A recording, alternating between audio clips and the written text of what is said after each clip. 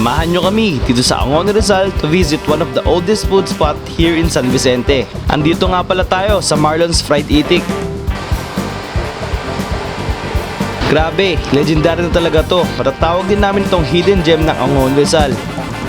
They can sell up to 200 to 300 fried itik kada araw. Di lang kasi masarap dahil sa halagang 230 pesos meron ka ng isang buong itik. Inaadobo muna nila ang itik at pinalalambutan. Pagka malambot na, tsaka nila ito ipiprito. Tara na, kain tayo!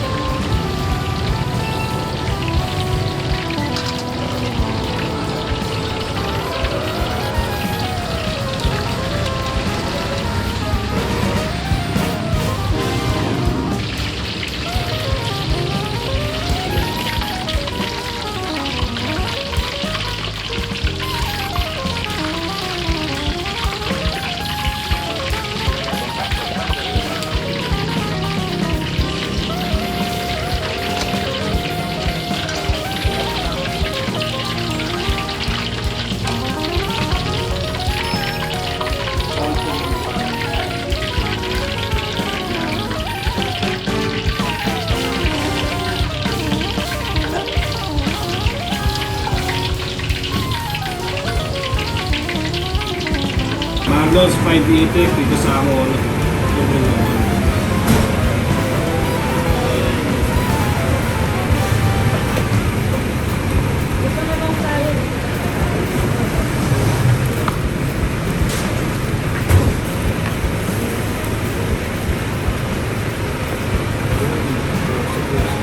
Ikaw muna natin ito ng sauce.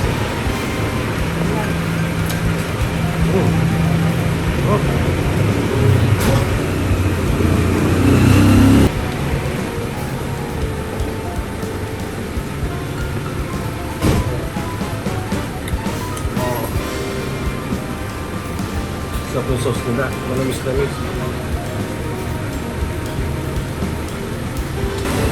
Natin to. Ito yung laman loob ng itik. Ito para balon-balunan. Ito yung itlog, sa tawag nila itlog. Ito favorite ko eh, manali.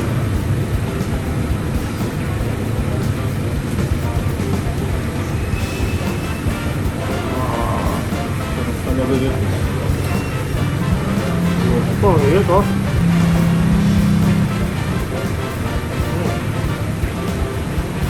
Naman natin ito, kalderetang itik.